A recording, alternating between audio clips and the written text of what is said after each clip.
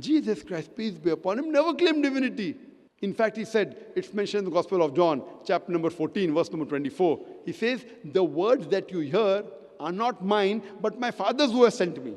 It's mentioned in the Gospel of John, chapter number 17, verse number 3. Jesus Christ, peace be upon him, says, this is life eternal, so that you may know one true God and Jesus Christ who thou hast sent. It's mentioned in the Gospel of Matthew, chapter number 19, verse 16 and 17. Once a man approaches Jesus Christ, peace be upon him, and tells him, good master, what good things should I do so that I will enter eternal life, so that I'll go to paradise? So Jesus Christ, peace be upon him, says, why thou callest me good? There's only one good, that is Almighty God. And if thou want to enter eternal life, you keep the commandments. He never said that you believe that I died on the cross for your sins. He never said that you believe I'm God and go to paradise. If you want to enter eternal life, if you want to go to paradise, you keep the commandments.